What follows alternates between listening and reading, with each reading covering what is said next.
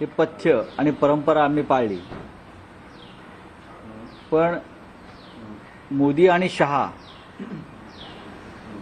हे मुख्यमंत्री ठरवणार असल्यामुळे हा मुख्यमंत्री हा दिल्लीतून ठरेल आणि जो कोणी असेल तो त्यांना आज उद्याकडे जाहीर करावाच लागेल ना. त्यांच्याकडे प्रचंड बहुमत आहे, त्यांना बहुमतासाठी कुठे हात पसरावे लागणार नाही. स्वतः भारतीय जनता पक्षाकडे 140च्या आसपास आमदार आहेत, इतर दोन त्यांच्या मित्र पक्षांकडे साधारण 100 आमदार आहेत.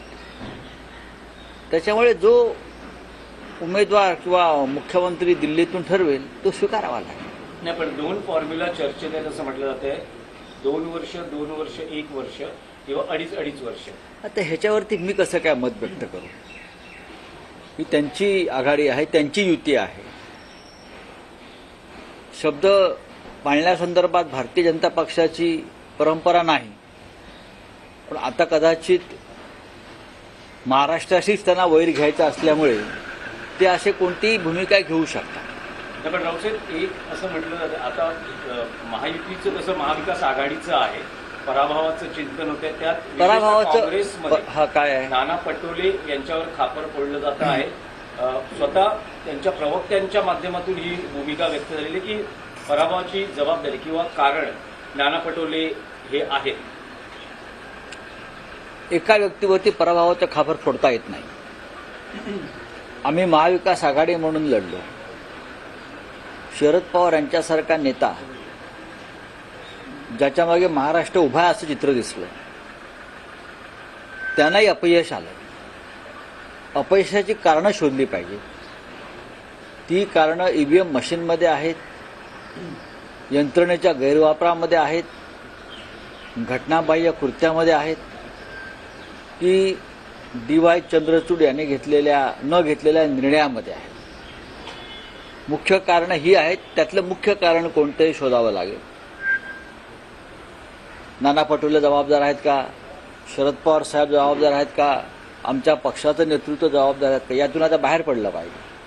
आम्ही तिघांनी एकत्र मिळून निवडणुका लढलो. एखाद दुसऱ्या जागेवर आमच्यामध्ये काही भूमिका वेगळ्या असतील, पण आम्ही तिघांनी एकत्र निवडणुका लढलो. हा महाविकास आघाडीचं अपयश आहे, व्यक्तिगत एका पक्षाचं आहे असं मी मानायला तयार नाही.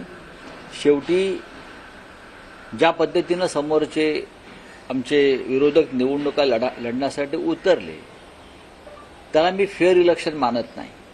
आजही ठिकठिकाणचे आमचे कार्यकर्ते ईव्हीएम मशीन संदर्भात ज्या बातम्या देत आहेत की नंबर कसे मॅच होत नाहीत किंवा ईव्हीएम मशीनची हलवाहलव कशा पद्धतीनं झाली, अशा अनेक गोष्टी आहेत.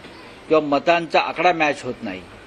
जसं नाशिकमध्ये एक उमेदवाराच्या घरामध्ये 65 मतं आहेत कुटुंबात आणि त्याला 4च मतं पडली. कुटुंबात 65 मतं आहेत, कुटुंबात संपूर्ण.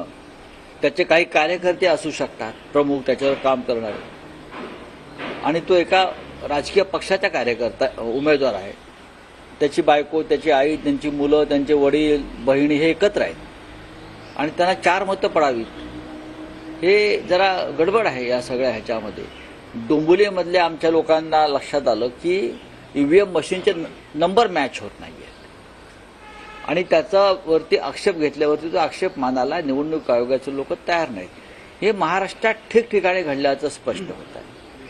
ठाण्यातून ईव्हीएम मशीन 2 दिवस आधी मतदान झाल्यावर किंवा आधी संभाजीनगरला नेल्या टेम्पोतून असं समोर आलं आणि परत त्या तिथे काहीतरी फिडिंग करून परत ठाण्यामध्ये आणल्या गेल्या आणि त्यातून अनेक ठिकाणी त्या मशीन्स डिस्ट्रीब्यूट झाल्या.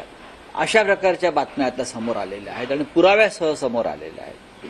चांदिवलीमध्ये सुद्धा अशा प्रकारच्या काही घटना घडल्या. नाही ते दिलीप लांडेंनी असं कोणतं कर्तृत्व गाजवलं की त्याला जवळजवळ 1,40,000 मतं पडावीत? मला सांगा ना तुम्ही, असं काय महान क्रांतिकारक कार्य या लोकांनी केलं की त्यांना 1.5 लाख मतं पडावीत? हा, अजित पवारांचे लोक असतील. काल पक्षात गेलेले लोक आमदार झाले आमच्याकडले, शिवसेनेतले 2 जिल्हा प्रमुख आमचे पुणे जिल्ह्यामध्ये. आज पक्ष सोडला, उद्या तिकीट घेतलं आणि 4थ्या दिवशी आमदार झाले. असं कोणतं महान कार्य घडलं? काय आहे असं की 1.5-2 लाख मताधिक्य यांना मिळावं? ह्याच्यामुळे संशयाला जागा आहे आणि प्रथमच मला आश्चर्य वाटतं की पवार साहेबांनी आतापर्यंत कधी अशा प्रकारचा संशय व्यक्त केला नव्हता मशीनच्या बाबतीत. काल त्यांनाही असं वाटलं की काहीतरी गडबड आहे. नाही पण त्यांनी तक्रारी आल्या आहेत कारण तुम्ही जे नावं घेता डोंबिवली, चांदिवली, दहिसरमध्ये सुद्धा मनसेच्या उमेदवारांनी होय. केलं, धुळे ग्रामीण आहेत ना.